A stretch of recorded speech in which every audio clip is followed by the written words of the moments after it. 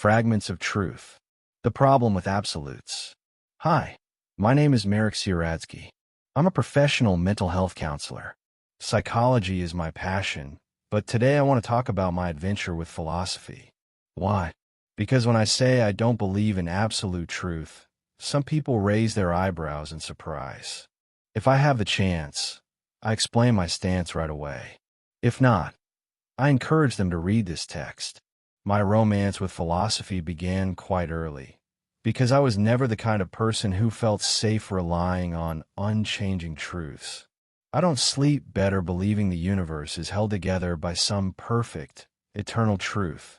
Honestly, the idea of absolute truth always struck me as suspicious. Cold, ideological, too perfect, like something you'd find in a textbook, but not in real life. It started in me quite early. I remember a social studies class in 8th grade. Mr. Sadlowski was pacing back and forth in front of the board, lecturing about communism as the highest form of truth in governance. And I remember thinking, says who? Sure, communism works for some. But we had also learned about empires, revolutions, collapsed states, and cultural shifts so massive they redefine the very concept of truth. How can anyone claim with certainty that one form of life, of thinking, or of being is the only truth? Even then, something about that didn't sit right with me. But I didn't know how to name it yet.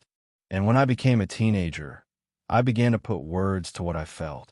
One night, cold and foggy, the kind where the streetlights looked like they were drowning underwater, I had just moved into a new apartment.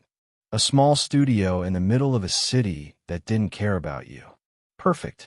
The anonymity felt like freedom. My neighbor Tadek, who always wore knitted socks, knocked on my door and asked, "Do you believe in absolute truth?" I didn't answer right away. I just pointed to a chair with a view of the dim alley and sat down across from him. We sipped Zywiek in silence. The quiet stretched out between us, sharp enough to ache. "I guess I don't," I said finally. "The world's too messy." He smiled faintly. Me neither. We didn't talk much more that night. But something in me shifted, as if the words I spoke made me realize I actually meant them. Over time, my thoughts about truth became more complex. I started observing people, conversations, arguments, how easily two people could look at the same situation, say, a workplace conflict or a political decision, and come to completely different conclusions. And not because one of them was lying. They both believed what they were saying. And that fascinated me the most. Truth, it turned out, was slipperier than I had imagined. It's not a rock you can hold in your hand. It's water. It takes the shape of the vessel you pour it into. Culture, experience, trauma, love, identity. It changes. Or maybe we change, and truth simply follows us. One evening I was talking with my friend Ava. She's the kind of person who sees people the way collectors see postcards. Each person is a snapshot of where they've been and who they've loved. She was telling me about a relative's funeral, how half the family thought he was a saint, and the other half said he was emotionally absent, even cruel. "And you know what?" she said, stirring the ice in her glass. "Both sides were right. It depends on which version of him you knew." That stuck with me. Even we ourselves aren't one coherent truth.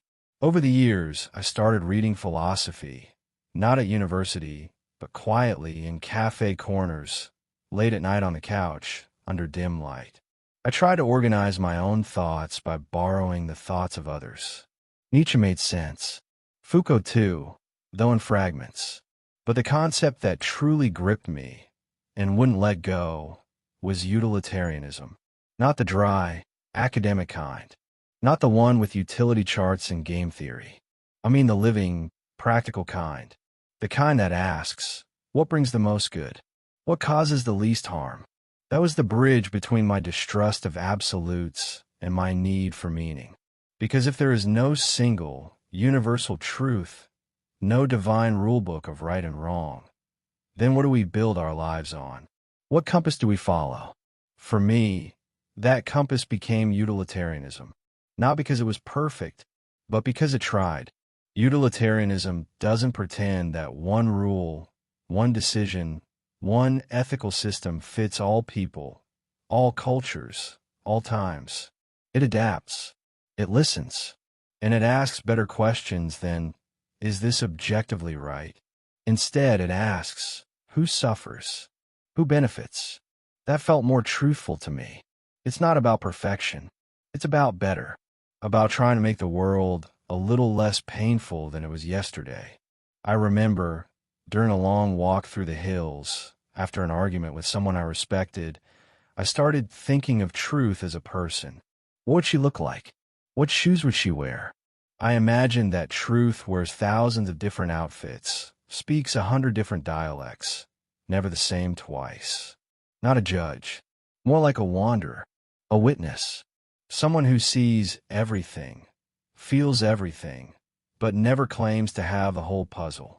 That kind of truth felt more honest to me. Of course, I still believe in facts. Gravity pulls things downward. The Earth orbits the sun. Water boils at 100 degrees Celsius under standard pressure. But even facts can be surprisingly fragile. At high altitudes, water boils differently. Our perception of time bends under the force of gravity.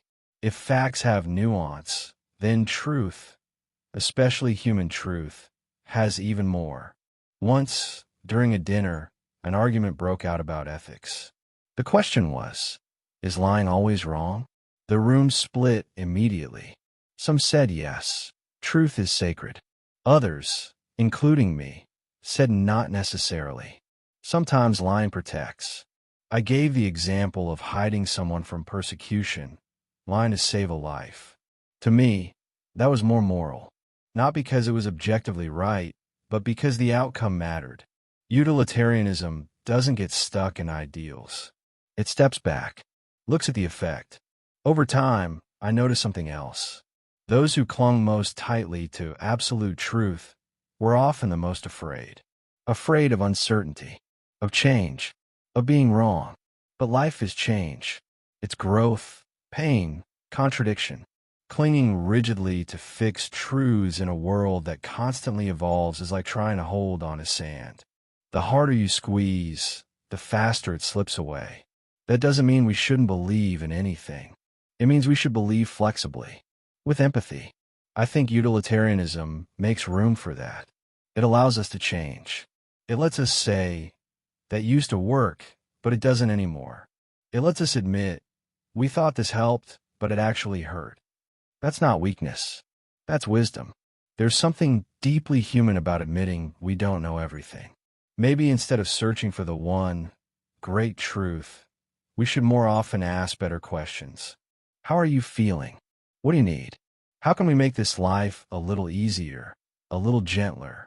Those are the truths I care about today. The ones that live in human eyes, in the tremble of a voice asking for help, in the relief that appears when someone is finally heard. So no, I don't believe in absolute truth. I believe in people, in context, in choices. I believe in a kind of truth that walks beside us, not above us. I believe in consequences, real, lived, tangible. And I believe in trying, even when we don't have all the answers. Especially then. Sometimes I sit alone, lights off, a cooling tea in my hands, and I think how much easier it would be if there was some ultimate truth. An instruction manual, a divine leaflet for life. But then I think, no, that's not why we're here. We're here to search, to change, and to make things better. Thank you for your attention.